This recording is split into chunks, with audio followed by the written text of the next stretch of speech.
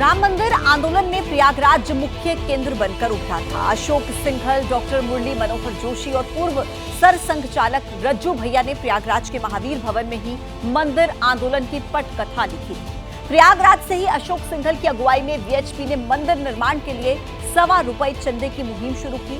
1979 में द्वारका शारदा पीठ के पूर्व शंकराचार्य स्वरूपानंद सरस्वती ने प्रयागराज में राम राज स्थापित करने का उद्घोष किया था।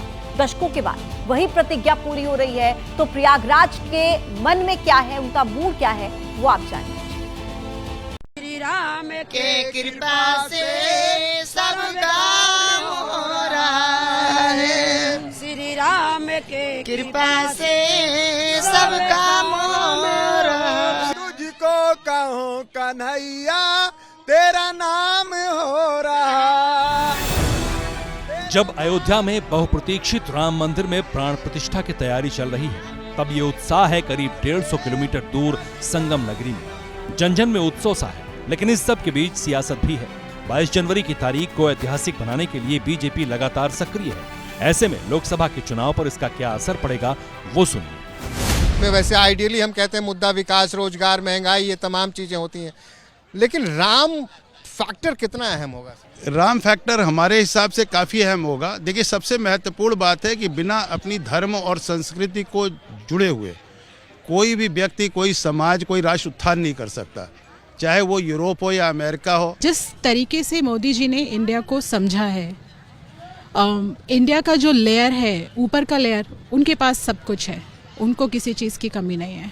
इंडिया का जो मिडिल लेयर और जो लोअर लेयर है, जिनको एक्चुअली डेवलपमेंट की ज़रूरत है, और जिस लेयर को वो टच कर रहे हैं और जिस लेयर को वो उठा रहे हैं, और वही लेयर है जिसने संस्कृति को बचा के रखा हुआ है।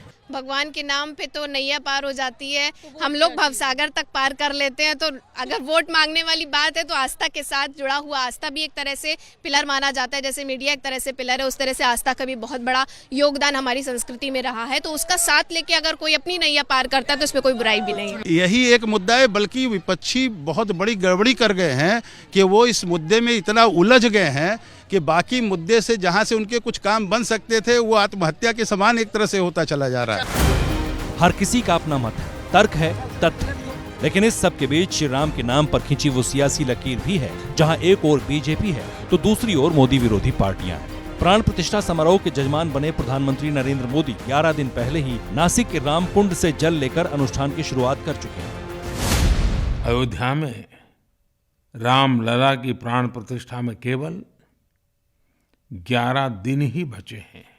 11 दिन का विशेष अनुष्ठान आरंभ कर रहा हूं। इस पवित्र अवसर पर मैं परमात्मा के श्री चरणों में प्रार्थना करता हूं और जनता जनार्दन, जो ईश्वर का रूप है, उनसे प्रार्थना करता हूं कि आप मुझे आशीर्वाद दें, ताकि मन से, वचन से, कर्म से मेरी तरफ से कोई कमी ना रहे। प्राण प्रतिष्ठा समारोह का निमंत्रण ठुकरा चुकी कांग्रेस इसे बार बार बीजेपी का निजी सियासी कार्यक्रम बता रही है। ये एक राजनीतिक कार्यक्रम है, ये चुनाव को ध्यान में रखते हुए किया जा रहा है। जब चारों शंकराचार्य नहीं जा रहे तो क्या आप उनको धर्म विरोधी कहेंगे? कांग्रेस शंकराचार्य की आड़ लेकर अपनी सियासत को आकार दे रही है, तो बीजेपी श्री राम का नाम लेकर वोट के विस्तार की कोशिश में। ऐसे में एबीपी न्यूज के रिपोर्टर श्रीनिवास प्रयागराज के एक कॉफी हाउस में पहुंचे। वहां उनकी मुलाकात कुछ लोगों से हुई। आने वाले चुनाव में राम कितना अहम मुद्दा होंगे? हुई हैं सोई जो राम रचि राखा, को कर तर्क बढ़ावे शाखा। जब राम की इच्छा हो गई है कि हम 22 तारीख को ही आएंगे, तो शंकराचार्य क्या करेंगे? कुछ नहीं कर सकते। और इस मामले में मैं तो भक्ति भावना से देखता हूँ, राजनीति की भावना से नहीं देखता। बाकी मैंने जो कहा, हुई है सोई जो राम रचि राखा। समाज का और हर देश का अपना एक कोर स्कूल ऑफ थॉट होता है। भारत का स्कूल ऑफ थॉट धार्मिक है। जो धर्म के प्रति सकारात्मक दिखेगा, जो वर्तमान में भारतीय जनता पार्टी दिख रही है, तो निश्चित तौर पर लोगों का बाई एट लार्ज रुझान उसी तरफ रहेगा। हर जनमानस के दिल दिमाग में ये चीज़ें बैठी हुई हैं कि अब हम राम नाम जपते हुए आए हैं और हम लोग बहुत एक आशीर्वाद है ईश्वर का कि हमारी पीढ़ी में राम मंदिर बन रहा है, हम उसे देखने जा रहे हैं, आने वाले समय में हम दर्शन भी करने जाएंगे, तो एक बहुत बड़ा मुद्दा होगा। चुनाव इसी के इर्द गिर्द होगा और आपने कहा कि 80 में 80 सीट आने जा रही है, 100% आने जा रही है। समझ में नहीं आ रही आखिर सियासत घूम कहाँ रही है? सियासत पूरी तौर पर धर्म के आसपास घूम रही है और जो मेजॉरिटी का धर्म होगा उसको स्वीकार करेगा पूरा देश। और बहुत अच्छा ट्रैक रहा है साहब, पिछले 9 वर्षों में बहुत अच्छा ट्रैक रहा, मोर देन 9 ईयर्स। अब तो चुनाव होने वाला है, 10 साल हो जाएंगे। इस पार्टी को लेकर के कोई विरोधात्मक, कोई निगेटिविटी नहीं दिखी लोगों में। आपके वक्तव्य से जो मुझे समझ में आ रहा है, एक लाइन में अगर कहें तो आप वही कहना चाह रहे हैं जो नारे लग रहे हैं कि जो राम को लाए हैं हम उनको लाएंगे। बिल्कुल, पूरी तौर पर सहमत हूँ। मैं तो इस बात को स्वीकार करता हूँ और स्वीकार करता ही नहीं हूँ, गर्व के साथ स्वीकार करता हूँ। इस कॉफी हाउस के दूसरे छोर पर कुछ नौजवान भी बैठे हुए थे। जब उनसे बात की तो उन्होंने क्या कहा वो सुनिए जरा। वो कह रहे हैं कि भैया मंदिर तो बन गया, अब चुनाव में तो वही वहाँ संसद तक पहुँचेंगे जो मंदिर बनवा रहे हैं। नहीं, देखिए, हमारा कहना ये है कि मंदिर ठीक है, मंदिर हमारा आस्था का विषय है, वो हमारे जो धार्मिक विषय है वो हमारे अंदर है, आस्था का विषय है।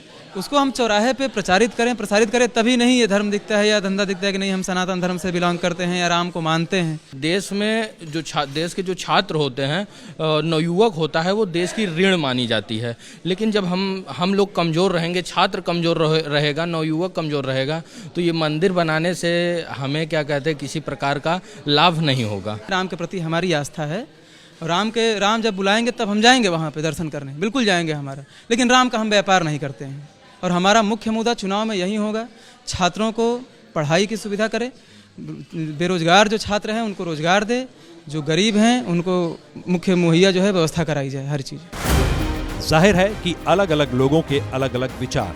प्रयागराज के लोग भी आस्था के बीच श्री राम पर सियासत को लेकर अलग अलग बात कर रहे हैं, लेकिन ज्यादातर लोगों का मानना है कि आने वाले चुनाव में राम फैक्टर का असर जरूर दिखेगा।